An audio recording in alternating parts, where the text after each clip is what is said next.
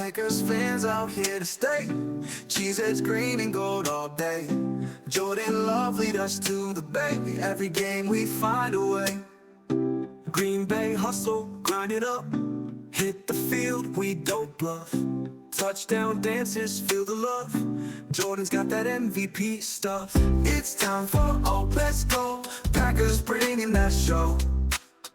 It's time for OPE, you know. Green and gold gonna glow. Lambeau Field, our sacred ground. Feel the vibe, hear the sound. Packers fans so loud and proud. Jordan Love, he's wearing the crown. Lambeau Field, our sacred ground. Feel the vibe, hear the sound. Packers fans so loud and proud. Jordan Love, he's wearing the crown. Hello and welcome back to another episode of Ohana Packers Edition podcast. We are OPE, I am Iowa Joe. This is episode 3 of my OPE Unscripted, where I bring random people on to talk about whatever the hell I want to talk about. We are having a return guest. This gentleman I had on last year who runs the Cookin with Congress account on YouTube, TikTok, Instagram, Facebook, Bennett Rae. Bennett, it's good to see you again. Thanks for coming back. Hey Joe, it's great to be back. Thanks for having me. You are the first time second guest of this series that I've been doing. So,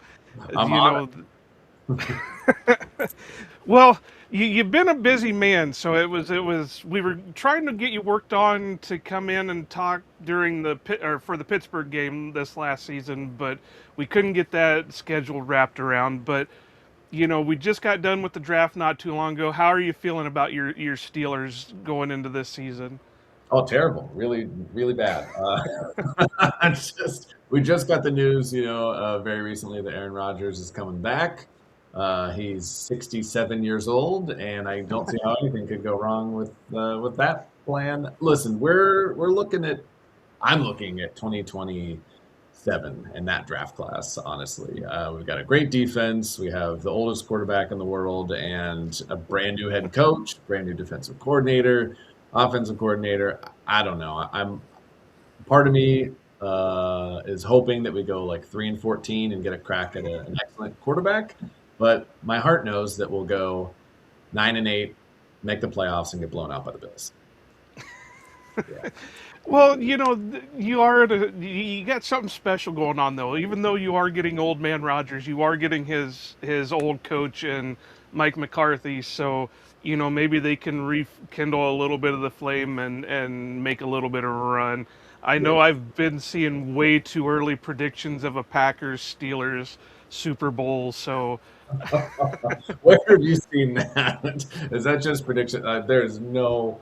I mean, if you can find betting odds on that, I would predict like a Cardinals-Titans Super Bowl before Packers-Steelers. Packers have a shot for sure. I do believe in the Packers as a great team this year. So good luck to you. I would be stunned to see you in the Super Bowl. I think a lot of it is just it would be the good story being McCarthy Rodgers versus LaFleur Love. The two that replaced the other two. I think we have. One of the preseason games this year is against Pittsburgh, and one of the friends of the show, JJ Leahy, it kind of railed against that because it's in Pittsburgh, and he was saying that, what better story than to have them come back into Lambeau and play. So it's kind of weird that that's happening, but I have to say I did love a little bit of the draft class this year. You got my boys Jennings Dunker and Caden Weegan from Iowa. I think if Caden can do just half of what he did for at least special teams for the Steelers, I think you're going to fall in love with him. I had high hopes of him going to Green Bay because they are in desperate need of special teams return men, and Caden is one of those that he's electric. So even if he doesn't do anything on offense, if he can do what he did with special teams, you'll have something special. And then, of course, Jennings has got the the ginger mullet, so that that's kind of his source of power. I like our draft class, and yeah, Caden's excellent. We needed it because we lost Kenny Gainwell to the Bucks in free agency, and he was kind of our great return guy a lot of the time, and I guess Calvin Austin too. Yeah, so we really lost all our return folks. That was a smart pick. I feel like we generally draft fairly well. It's just been the quarterback question for. It's pretty much like the last year of Ben Roethlisberger was the last time that I remember being like, I know what we're doing, and swimming in the depths, the murk right now, as you in the wilderness of no quarterback hell. Well, I will give you a little glimpse of hope that I did like Will Howard when he was drafted. I do like Drew Aller. I think he's got a hell of an arm. And I trust Mike McCarthy when it comes to quarterback development. He did a lot of things for guys here or not here, but with Green Bay that, he had there were some scrubs that the Packers had as second string that he really helped out. And then, of course, Rodgers. He really helped Rodgers. That was one of the main reasons why Rodgers dropped in the draft, was because they were worried about his arm angle and his footwork and stuff like that. And McCarthy pretty well got him shipshape for that. So if anybody I would trust with a quarterback, it would be Mike McCarthy. So that gives you that little glimmer of hope, unless you're hoping to get into the arch sweepstakes or whatever. But There's no way. I haven't seen like I don't know if I've lived long enough to see like a 3-13, 3-14 season from the Steelers. The worst record I ever remember was a Bill Cowher years, which is over 20 years ago. A 6-win season, and it was just awful. So I'm very spoiled, and we're like, oh, we're having a bad couple of years where we still make the playoffs and win 10 games. So there are teams out there that are just it's brutal to be a fan, like the poor Cleveland Browns, the poor Browns. Like I think there's one per division, because we've got the Lions. Well, no, we've got three. Minnesota hasn't been to a Super Bowl since the 60s. Lions, I think they made one in the 50s. Or no, that was even before the Super Bowl era, so I don't think they've ever been to one. And then, of course, Chicago hasn't won one since '85, so yeah, it's crazy. But we're not here to talk about football. We're here to talk about cooking with Congress. I did remember the question I was going to ask you from last year, so I do want to start out with that one. That way I don't forget it again this year and have to wait another year to... But you do a lot of for those that don't remember, you do a lot of the recipes for like presidents and politicians and the like, and you make them, you eat as this person, for a day, as you say it. Has any of the families ever reached out to you and been like, hey, I don't know where you got that, but that's not quite how we did it, or hey, we used to eat this all the time and it really sucked, we agree with you? Or has any of the families ever reached out after you've tried one of the recipes? I haven't gotten too many of the families that have reached out. Well, there was one, I don't know if I talked about it in the previous episode. The only person that reached out after I attempted the recipe was George Santos. Oh, really? Yeah, I made his carbonara, and he reached out and he was like, "You did not do it correctly." And he reached out in public on the comments section of like the Instagram post, and people were like, "Is this the real George Santos, the infamous George Santos?" And I was like, "Yeah, that's him. He's just not verified on Instagram," which is very funny to me. He might have been in jail at the time. I don't actually know.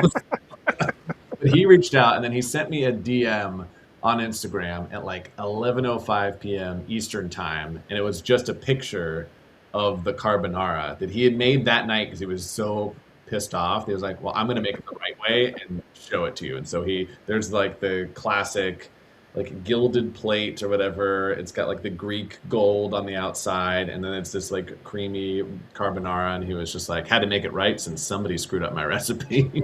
And so I was like, at once I was like, I feel like he's mad, but also like flirting, and I need to remake this recipe. I felt guilty, so I was like, I'm sorry, George. Like I I did assume when you said there are peas in it that it wasn't snow peas. Why would anyone assume snow peas? You assume green peas. So I made it with snow peas, changed the weight of the Parmesan. It was better. It was even better, and it was already a good recipe. So he's the only one that's reached out directly and snarkily.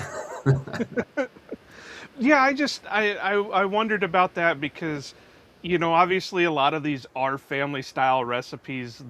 So I just was kind of curious that if any of obviously some of them aren't going to reach out because those families run, you're using recipes from like the 1700s. So I don't know how many of them actually know that they're related to said person. So who knows what's going on there? But uh, you've I got another one wrote down here that you've recently done sack sauce.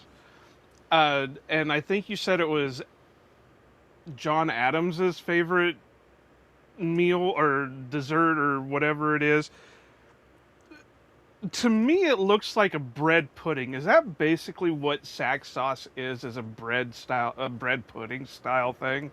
Yeah, so it was an Abigail Adams recipe called Beggar's Pudding with Snack Sauce, which is obviously incredibly fun to say, and that's what drew me to it in the example. But the Beggar's Pudding part of it is, yeah, it's like a poor man's bread pudding, right? So you're not getting the finest bread. It's maybe a day old.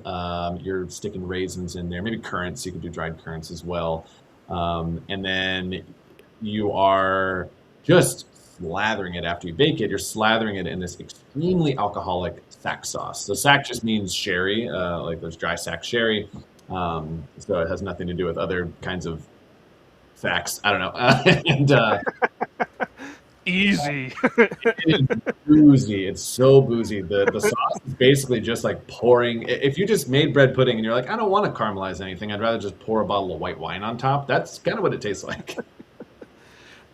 Did do you think that they added a lot of that alcohol stuff to their food because the food wasn't necessarily up to par, but it was what they were used to eating for so long that they just started having to add like alcohol and stuff like that to it to just make it palpable? Alcohol was such a consistent part of daily life back then. I mean, I think maybe you saw the John Adams episode, but like he started his day with alcohol, like Yeah. to a tankard of cider. There's different accounts, but somewhere between like 2 and 12 ounces of cider in the morning. It's obviously like a session level, so less alcoholic than modern ciders, 2 to 3% ABV, but um, it was cleaner than the water, and so people drank a lot more back then. It was kind of distributed throughout the day from sherry and eventually champagne or Madeira, cider, wine. So it was, I think, just so common to cook with it. And it was always on hand. They're like, oh yeah, we'll make a sauce out of it. And it definitely, I mean, it blew out the bread part. I wasn't tasting like the cheap bread, the raisins that much anymore. So there's some validity to that theory. Yeah, and then of course you did the Thomas Jefferson hot toddy, and that was looked like it was jam packed with alcohol in it, and it's completely different than what I think of as a hot toddy because I always grew up with a hot toddy being, black tea with honey and all that, and then you add whatever spirits that you wanted to, and usually you only drank it when you were sick or if you needed that warm uh chill, but to warm up that chill you had. But you know I think I'd be screwed because I haven't drank alcohol in like 10 years, so I wouldn't be able to survive on a lot of the stuff that they made back then because No, no, yeah, it's pretty strong. And the toddy, like you're right, like a regular toddy, I think of it that way of like it's water or tea, right? You add the whiskey and the lemon. This is more like it's rum and brandy. You add a little bit of water and then lemon and some spices. It's tasty. It's flavorful. Not exactly seasonal for this time of year, but I'm pulling out a lot of these old founder recipes because yeah. it's 250th is coming up very soon, and so there's Thomas Jefferson recipes. There's Abigail Adams. I'm covering some recipes from like Hercules and James Hemings, who are some of the like slaves who made a lot of the food for George Washington and Thomas Jefferson. And of course, I'm going to eat like George Washington very soon for a day.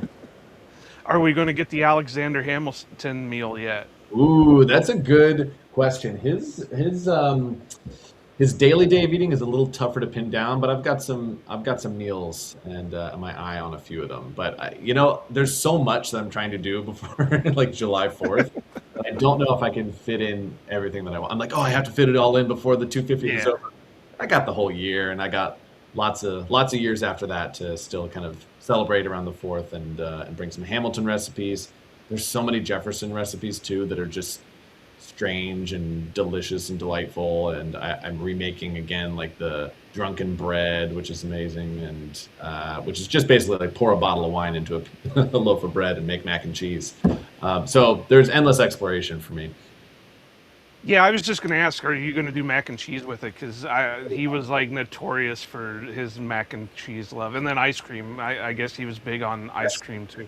I got a homemade, I got an ice cream maker this past week in preparation for the Jefferson episode. So Now, did you do it like he would, where it'd have to be like a crank, ice cream maker, or is it an electronic one? taking a shortcut. So there's a fantastic channel. You probably are aware of it, Townsend's, and they do everything like they use the hand churning of the butter and whatever else. I'm trying to make it more accessible for modern day people if they want to make their own ice cream. Right. It tastes essentially exactly the same, but they don't have to like milk their own cow for it. So I got the machine for it, but it's still like, there's the laziest way of doing it. Like, oh, Thomas Jefferson liked ice cream. Let's just buy a pint of Ben and Jerry's. So Right. I really want to make it myself and have the fun there.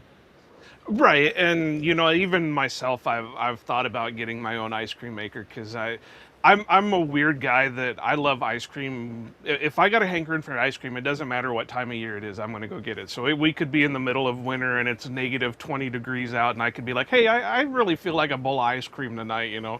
And so I'm big on ice cream, but I just haven't pulled the trigger on getting the ice cream maker. I think we got an old crank one of my grandpa's out in one of the storage sheds somewhere, but it's like I don't know.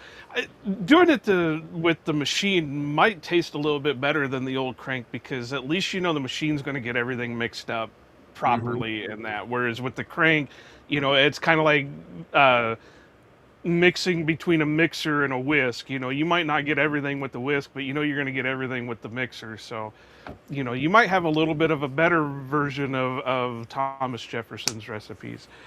I'll let you know. Um, I hope so. I'm looking forward to it. Like I tell people, I don't just bring random people onto the show. I bring people that I follow their content, and I do watch yours. Matter of fact, it gets so to the point where I'm flipping TikTok and it'd be like back to back videos because I've like skipped through all my other ones. So I do follow. Speaking of the 250th and the founding fathers, you recently ish compared to, since you were on last year, got to work with Ken Burns.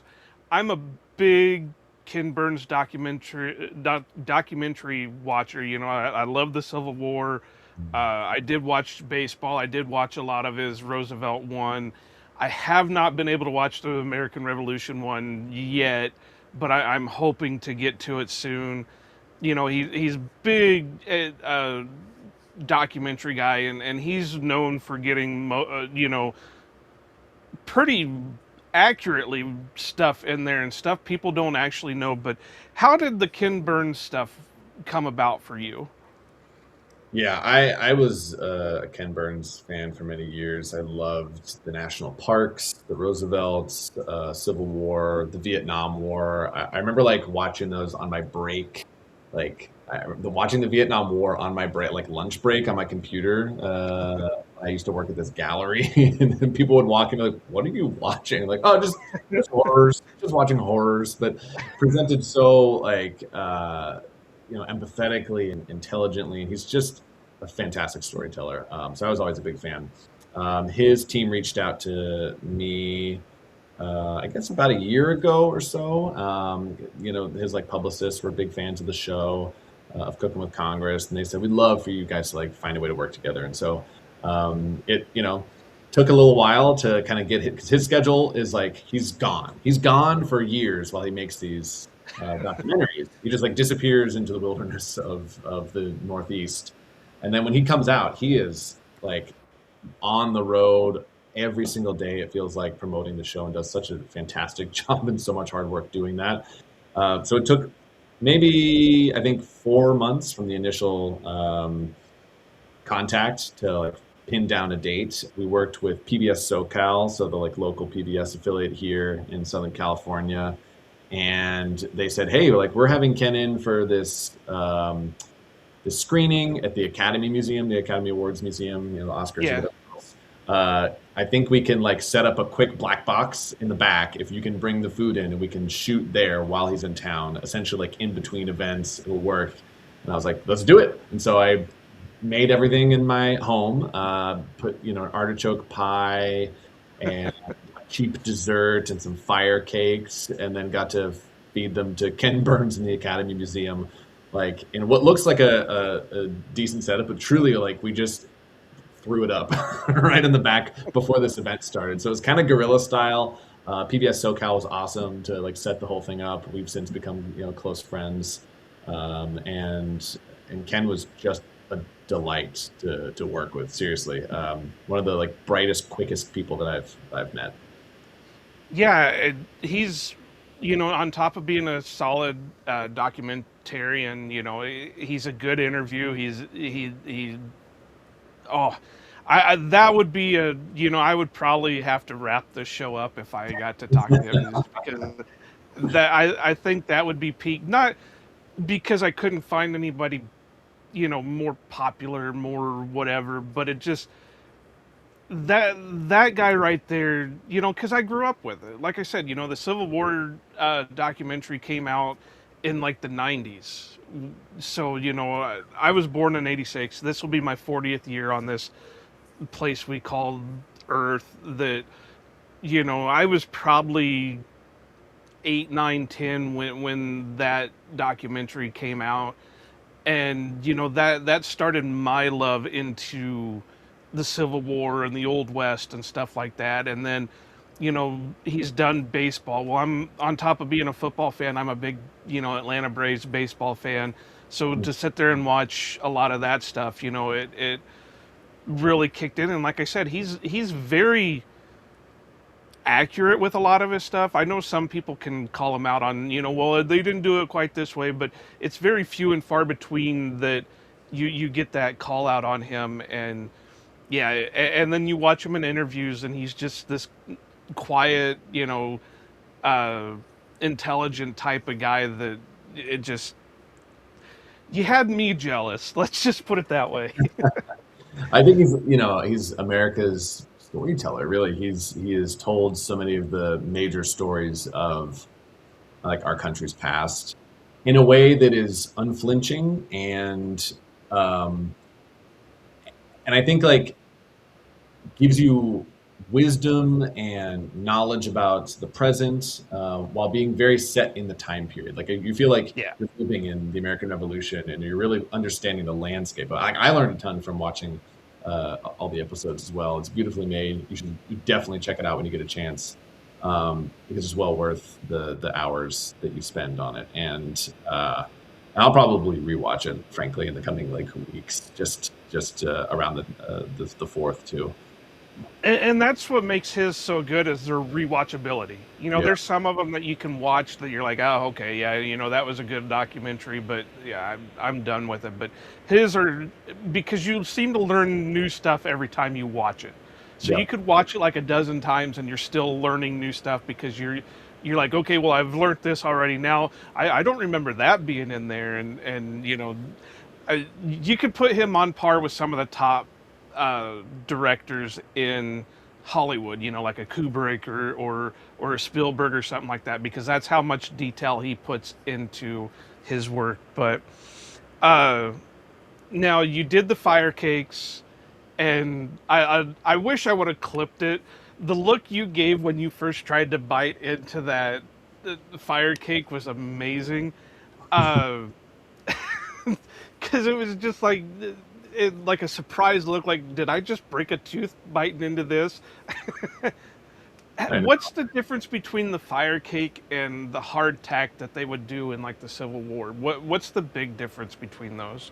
Yeah, probably the amount of ash that you're eating is the difference. That's the main difference. There's no docking either, so you'll see like hardtack biscuits have like docking with a fork, right? Those like kind of Yeah, signature yeah. you see in a lot of biscuits. They're a little more uniform too. The fire cakes that I've seen are fairly rustic, even more rustic looking than the hardtack.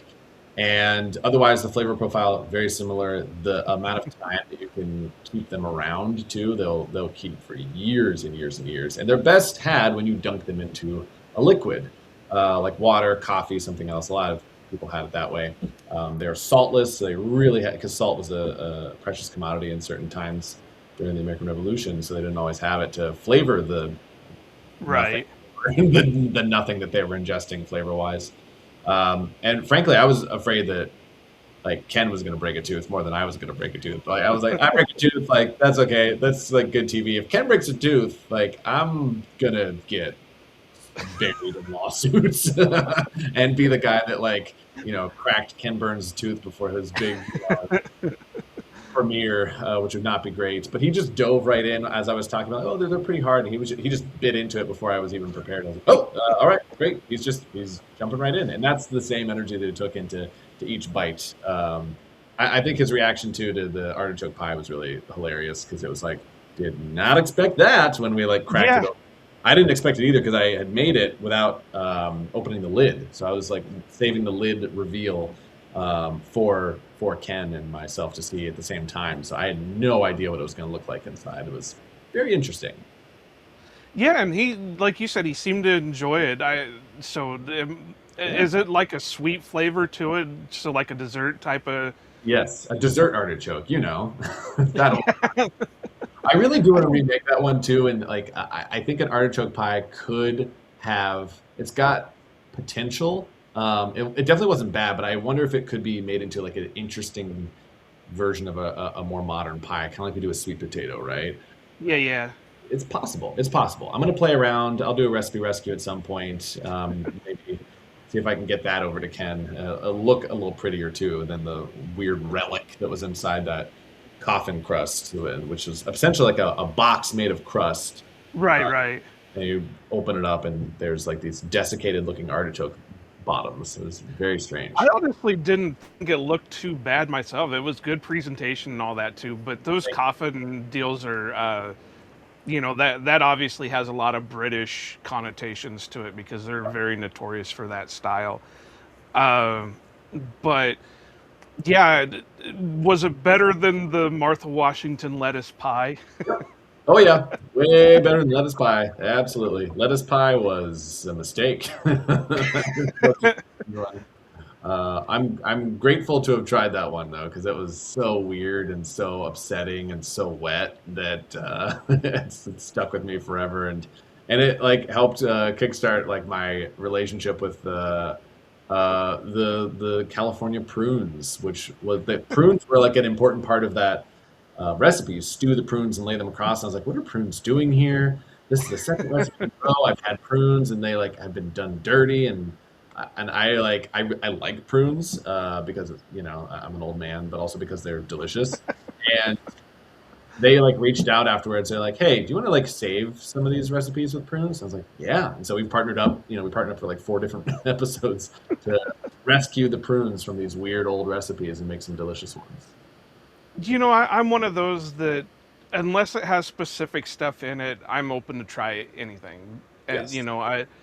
I'm not a black olive person, so don't give me anything that has olives or any kind of olives. I don't like olives. So, and liver, any kind of livers, I've had that was one thing my parents always laughed about was I was willing and open to try it every time that they would have it.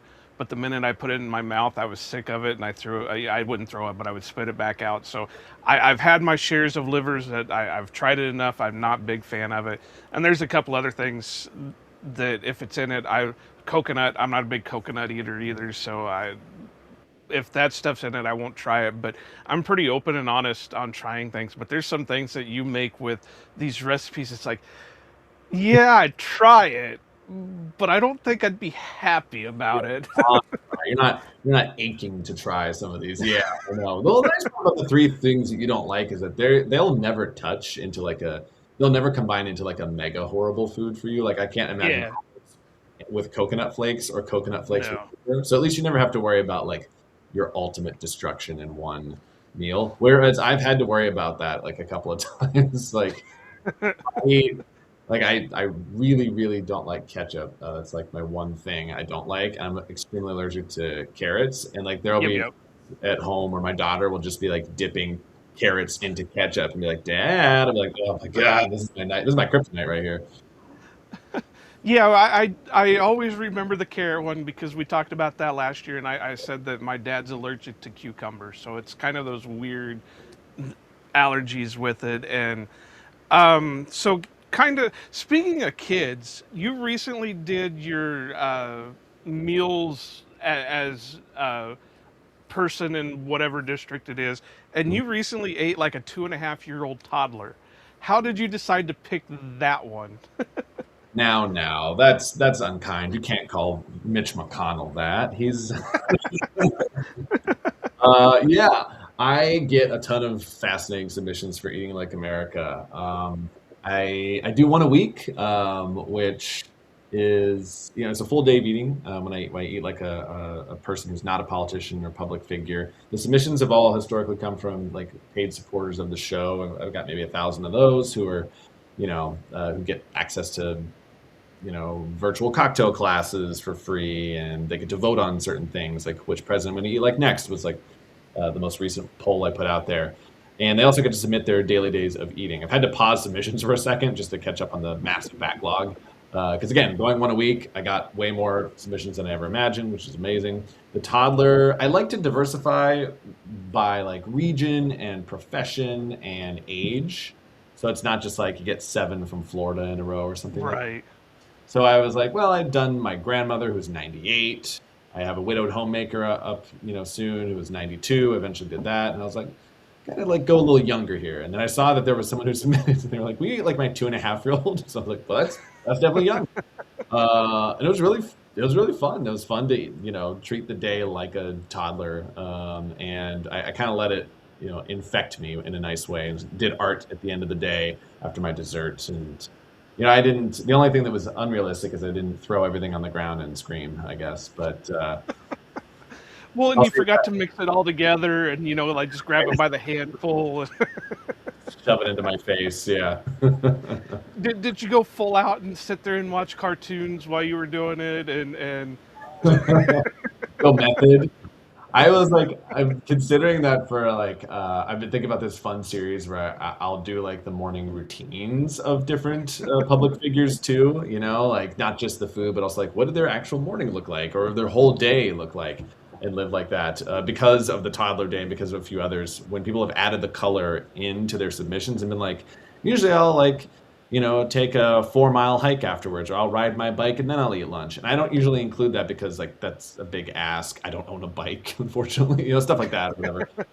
Or it's 100 degrees out in California. I'm not going to hike yeah, 4 miles. But it was like, oh, that is kind of cool to like go method a little bit and even like add those activities in as well, because it does give you a more full picture, like living like that person for a day. Although then, to be frank, like I there's some lines I just won't cross with my wife, and like her changing my diaper is not gonna happen.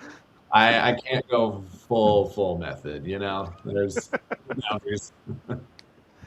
do you ever wonder if people just throw the most random stuff together and call it their day when they submit stuff? I get that question a lot actually, where people are like, "Oh, this guy's trolling you. Like, no way that anyone eats like this." But I don't think that there's a real. That's partially why I opened it up just for paid supporters, because I was like, if I open it up to the whole world, I'm gonna get some random stuff that people could just throw. Yeah. Breakfast, a zin. Lunch, 5 zins. Like, all right, that's probably trolly, and I could always just say no. But I feel like there's an extra level of like, these are people who are in the Cookin with Congress community in some way. They love the show, and I think they really want to see themselves represented. They want to see like there's a major curiosity about like, well, what do you think? Like, how did it feel to eat like me for a day? And so they're really only like tricking themselves, and they also Right. they get plenty of me eating weird stuff. Like they don't need to submit something. They're never gonna top like fish jello. You know what I mean? Like there's no way. There was only one that I questioned whether it was real, because all the other ones, even if it's wild, like yeah, people eat strange diets, and that's part of that's part of the tapestry of America. That's why I love the series. The only one I questioned and I reached out was the craft cocktail bartender from Seattle. And I was like, okay, I just like tallied the numbers on the alcohol. Is this like sincerely what you drink during the day? And so like, I don't mean to like sound like a, patronizing jerk or whatever, but like, are you good? Like, are you all right? And she was like, yes, I drink much less now, but like, this was a really busy time. And she was very open about like this was true. And the funny part is a lot of other bartenders were like, this day looks like my day, And so what to many people is like, there's no way you are getting trolled. This is a problem. Like this is like, there's no way this is real. A lot of other people were like, this is too real. So it was very. I kind of highlighted, the odd amount of the high amount of alcohol consumption in that profession for certain people too. So it was fascinating, and it absolutely smashed me over the course of the day. I don't know if you saw that episode, but it was like lunch, 6 ounces of bourbon. I was like, man, it crushed me. Well, you got to think about it though. A lot of the people in that, you got people sitting at the bar. Oh well, have this one's for you, or have this one, and Yep. like I said, I don't drink anymore. When I did, I worked at a gas station that we had a bar that was like right across the street. So after work, it was just, I'd go over there and I had some friends that were bartenders and that. And you would just see that where, oh yeah, cheers. And they would drink. And it's like, how do you go through a day like that? I couldn't imagine working my job, an 8-hour shift of my job, sitting there throwing back shots and stuff like that. So it's crazy. But I also watched that you did the presidential cottage cheese, where you did the 4 different versions of cottage cheese, and of course, one of them was your bane of existence with the ketchup. Uh, but I have 2 more to throw out there for you. They're not presidential, but I know 2 certain people that I've grown up around that eat weird cottage cheeses. Okay. My mom loves putting green olives in her cottage cheese. That's your nightmare. That's my nightmare. And my dad will put either maple syrup or sorghum in his. Yeah, I've had maple syrup. I've had sorghum as well. That was my grandma loved sorghum. That was like her main syrup of Yeah. choice. So I've had that. I think those are kind of nice. Maybe a little crushed nuts or some raisins on top or blueberries or whatever. That totally works. Olives on cottage cheese. I could see that being honestly. That just sounds like combining parts of like Gerald Ford's lunch, which is like martini, a dirty martini or whatever, and cottage cheese with raw onion and steak sauce. So, like, if you take some elements of the martini and put it into the cottage cheese, there you go. I would bet that would be not terrible. I would try that. Green olives over cottage cheese. Is it going to be, something I return to often? Probably not. But it's in that savory category. Like my favorite was probably the Jimmy Carter, which was tomato, salt, and pepper. I was like, this is kind of Yeah. nice. That. So I bet that olives, maybe a little bit of pepper in there. Yeah, I think that's potential. I'll give it a shot. Yeah, I mean, she don't eat it constantly, but there be times that she'll go in there and mix it. It's like, Mom, what are you doing? And then she's throwing olives in her cottage. She's like, okay, yeah, yeah, more power to you on that one. Uh, Uh, you know, I love cottage cheese, but I don't really mix anything in it because it has that unique flavor already that I haven't been able to find that perfect thing that I'd want to throw in there and try to mix it. I There be times at work that I'll get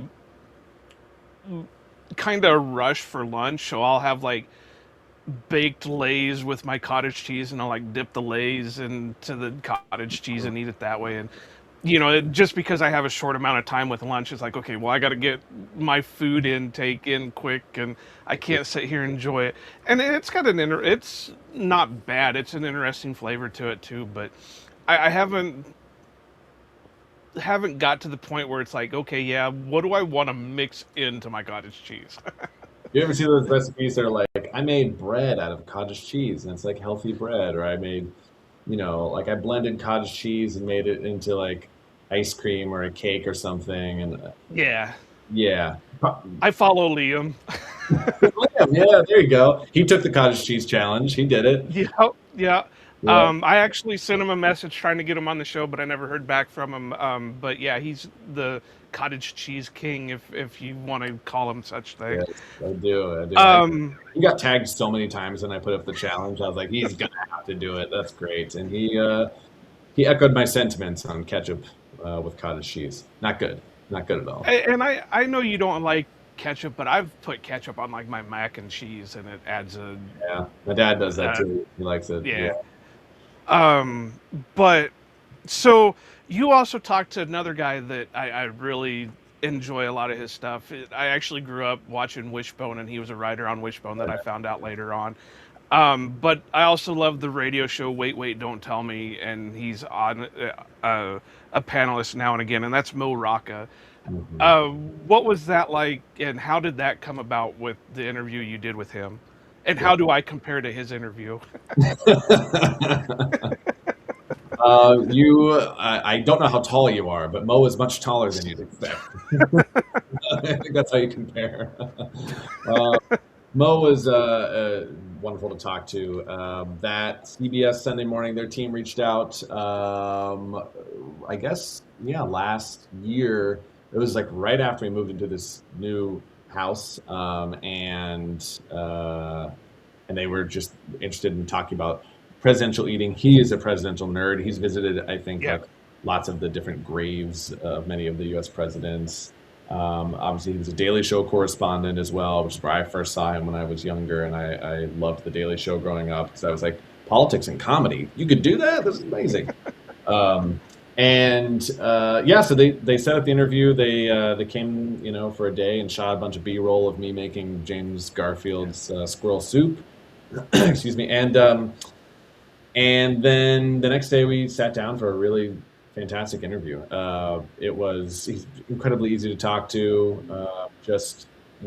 Like Ken, just smart as a whip and knows his stuff about all the presidents and the time period. So we were able to like really geek out. Some of the stuff never made it to the full interview, which is okay. But there were so many rabbit holes we went down, and that he knew, about the first ladies, and he was like aware of Helen Taft and like her condition that may have stressed out William Howard Taft, and that's why he started eating so much. So he was just like, it was fun to just play basically for a full hour, and then he was game enough to actually put ham mousse into his mouth, which is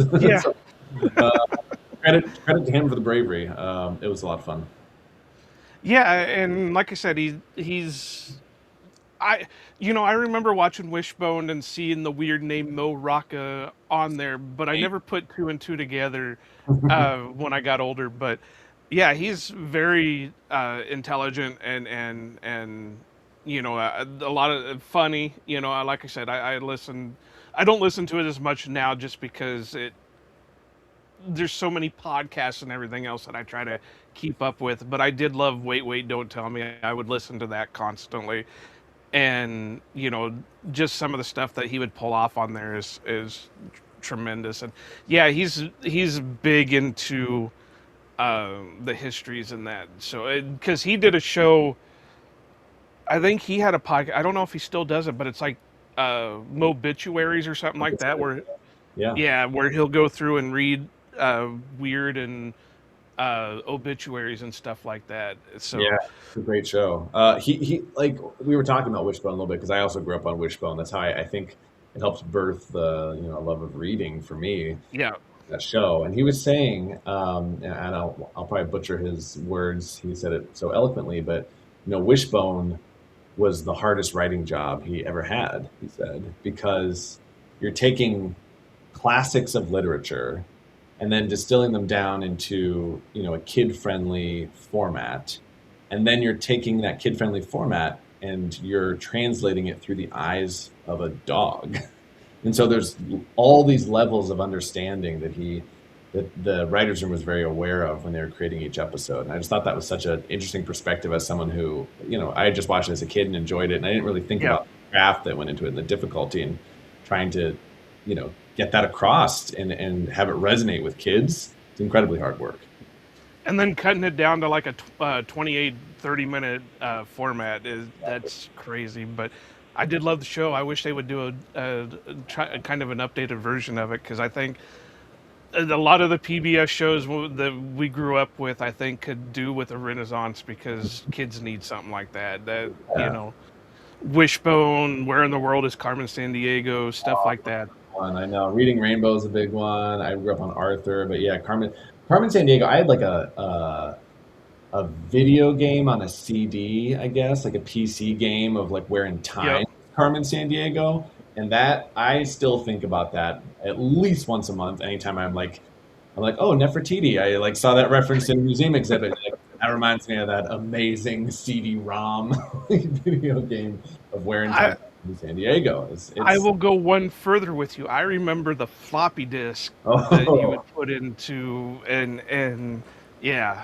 So I do, and I remember coming home from whatever grade I was in, and that would be one of the first things that we would flip on and watch. And I think Ghost Rider was another one that was tremendous. That I think that stuff would help kids nowadays. If you're going to put them in front of a screen, at least give them something that's going to try to generate wanting to read. Like you said, Wishbone. I went out and read all the classics once I watched Wishbone.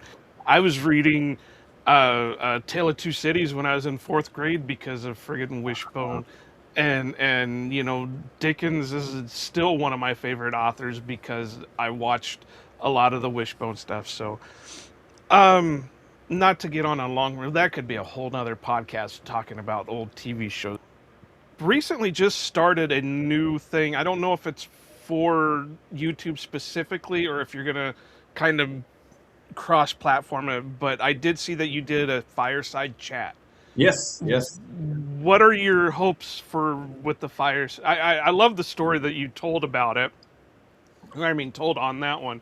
But what's your outlook on what you're wanting to do with your fireside chats? Yeah, so I've got the second episode actually coming out in the next week, which is exciting. I really wanted to, the greatest reins on my ambitions for the show and my curiosity is just time, right? It just takes so much time. I've been trying to tell these longer stories, and because I'm a presidential nerd, I'm like a presidential nerd since age 5 or 6 or whatever. So to be able to tell that longer story and still clip it out with some food involved, the cocktails involved. That's my background actually, and so as we've talked about before, is I used to teach cocktail classes, worked at a distillery, and so being able to integrate that part of my experience has been fun, beyond just a spiced toddy. Right. My own drinks that are related and be creative that way. And so this next episode is going to be about the gigantic wheel of cheese that existed in the White House during Andrew Jackson's presidency. And so if you are a West Wing fan, you've probably heard of Big Wheel of Cheese Day, but that is only 2% of the story was what you heard on that. I have a few others planned, but to be totally candid, the stuff with the 250th and the amount of partnerships that I've got kind of overtook the Fireside Chat series. So I was like, I'll probably have time to do 10 of these, but man, it is hard to keep up with that and the July 4th. There's a lot of travel I've got this year as well, which is exciting. And I'm not sure if we talked about this prior. I have not announced it to the mass following on social media yet, but I am also working on a cookbook, and so that has taken up. You beat me to it. I actually have it wrote down. When are we getting a cookbook?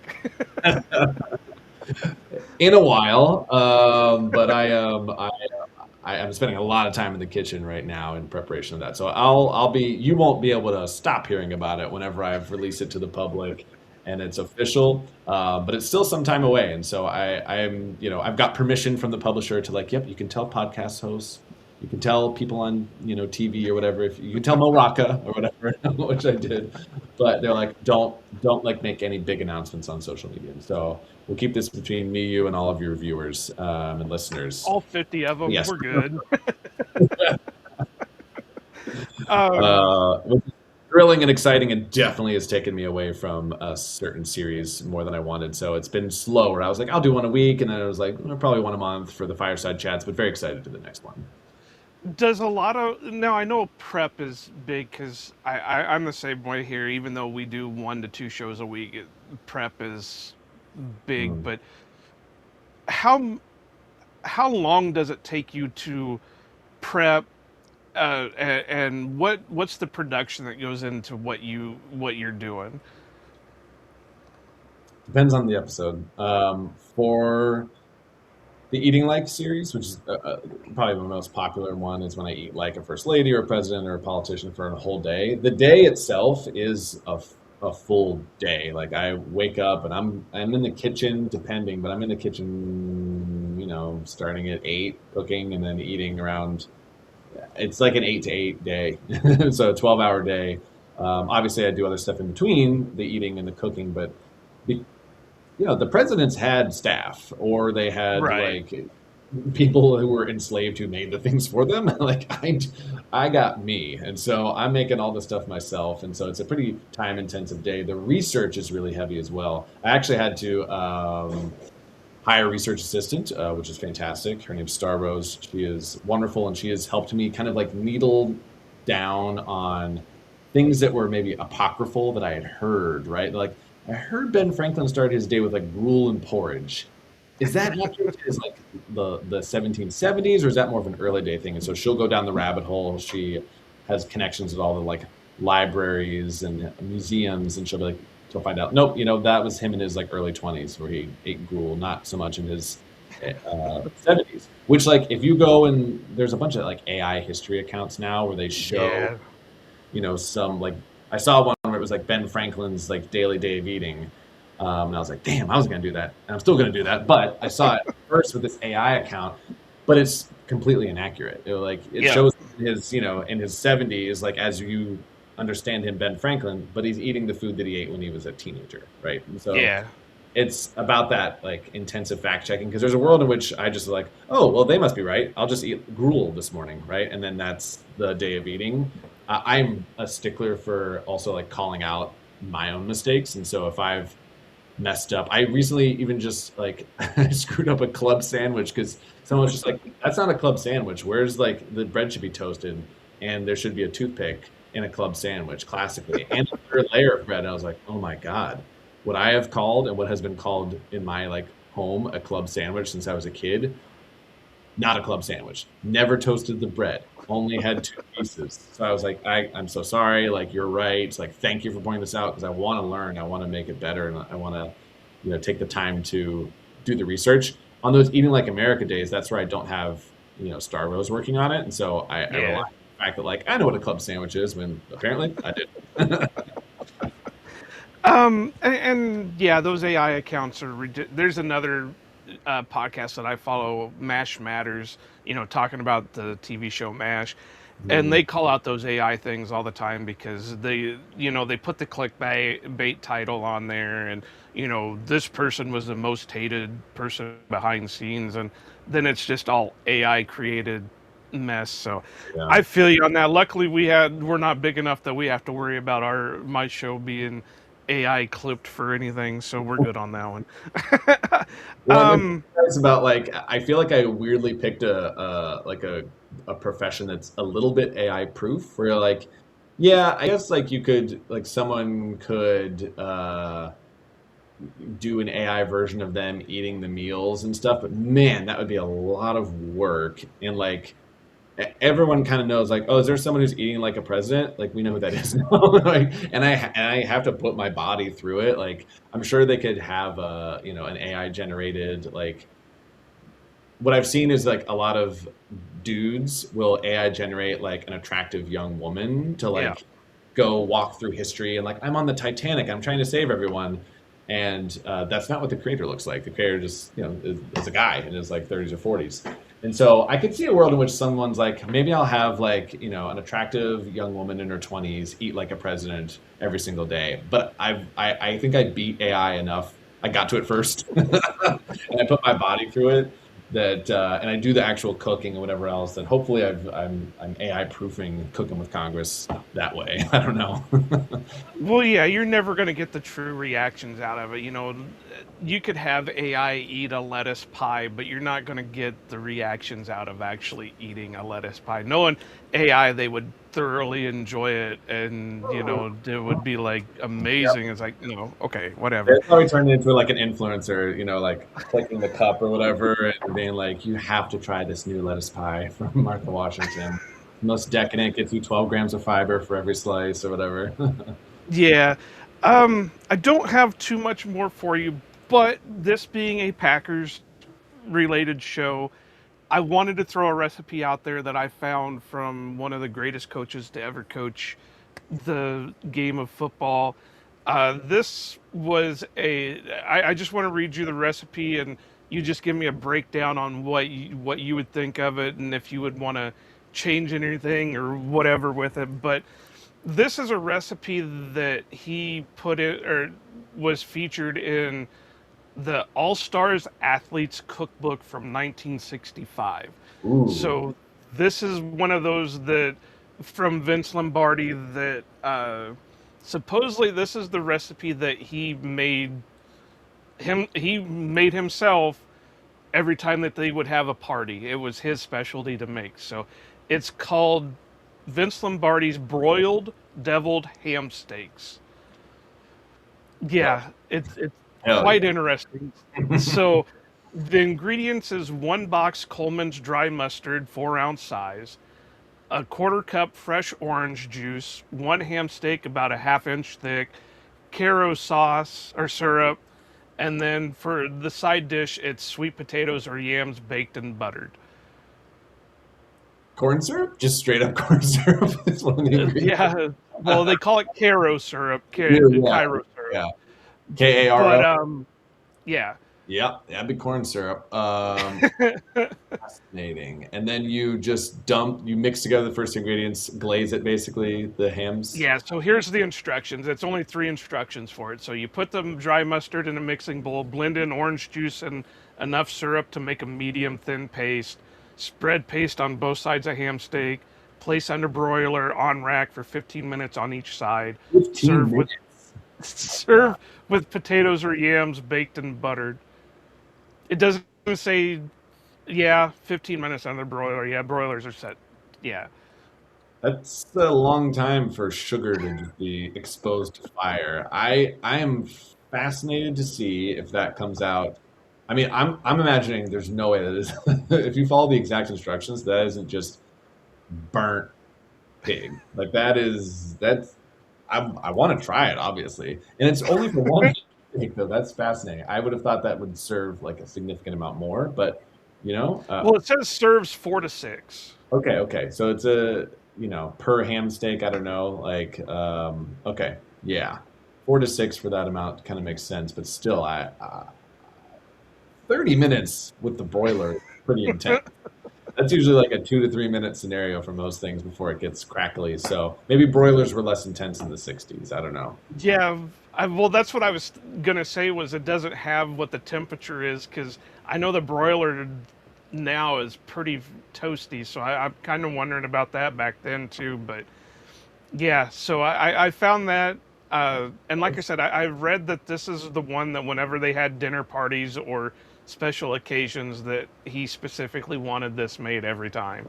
Wow. Okay. Well, I really thought you were going to be like 2 tablespoons of greatness mixed with 4 cups of perseverance.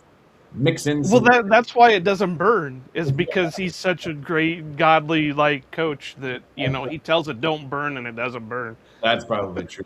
You can coach the burn off of the ham steak if you're good enough. So, man, I'm very curious. I kind of want to try that. I've encountered a few NFL players' recipes, Steve Largent mostly, a few times, and a couple others. But that'd be a fun one. I might just get curious. If you want to send it my way, I might give it a whirl. Football season in the fall. Well, I'm even interested in just this cookbook period because, like I Yeah. said, All Star Athletes Cookbook from '65, and it says from all sports, baseball to car racing, football to golf, and everything in between. So it makes me wonder what recipes are in there, and I might even, if I can find the book, might even get it myself. But Yeah, yeah, get it. I think it's great. I am always building my collection of odd cookbooks, mostly politicians, political figures, etc. But occasionally, like I just grabbed what's it called? The Enchanted Hill cookbook, which is like the Hearst Castle cookbook. If you know, like yeah, Hearst, the newspaper guy, he's got a literal castle out here in California, and yep. it's a cookbook, and it's pretty weird. Yeah, he had the castle, but he liked living on his yacht out in the bay. Yeah, over here. The castle is so cool. It's true. They have 25-foot tapestries in there and dining halls that look like if they're for royalty. There's zebras running around. It's so cool. And the But recipes. that's what you do when you got so much money you don't know what to do with it. What are you gonna do? You gotta get some zebras. So I told you I'd keep you about an hour. We're about at that mark now. Would you like to tell everybody where they can find you and what more you're up to, even though we've pretty much covered what you're up to until the 4th of July? Yeah, yeah. You can find me at Cookin, Cookin, no G at the end there. Cookin with Congress, pretty much anywhere. Instagram, YouTube for the longer form episodes, which have been exciting to be able to dive into. TikTok. I've got a Substack that I release once a month, just kind of a newsletter, keeping people in touch. And then you can stay tuned, in the future. I'm sure I'll talk to you before the cookbook is out Well, we and got to make sure when you do release it that we get you back on so we can go through and if you need any Iowa specific recipes, you know who to reach out to. thanks for having me on again, Joe. This is great. I love it. You can follow him at all his what he just said, TikTok and all that. You can follow us, Ohana Packers Edition, on Facebook, Instagram, and I think that's it for that. It's Ohana_Packers on the Twit machine. I'm Iowa Joe on Blue Sky. I'm a little bit more active on Blue Sky than I am on Twitter for obvious reasons. Um, we do have a TikTok page where you can find clips of the show over there. YouTube, make sure you subscribe wherever you get your favorite shows. That way you can keep up with guests that we have on. We'll be starting back to Packer content probably about mid to late July, so Mike will be back by then. Uh, we are still trying to get to 100 followers on Facebook. It's been a little bit rough because trying to put content up over on Facebook is a little bit of a pain. But once we do have stuff for the giveaway, autographed pictures, Hawaiian treats. There you go, Bennett. You can follow us over there and have a shot at some of the goodies Mike sent us from Hawaii. There you go. But send in questions, send in any, if you got guests. I'm still looking for somebody to talk paranormal. So if anybody knows somebody who has a paranormal podcast or anything, send that my way. That way we can get in touch. As Mike would say, go Pack Go and aloha. Packers fans out here to stay. Cheeseheads green and gold all day. Jordan Love lead us to the bay. Every game we find a way. Green Bay hustle, grind it up. Hit the field, we don't bluff. Touchdown dances, feel the love.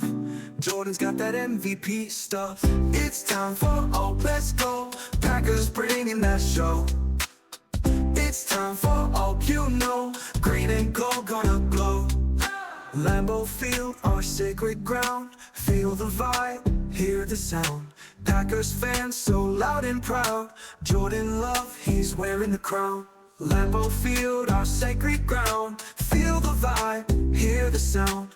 Packers fans so loud and proud. Jordan Love, he's wearing the crown.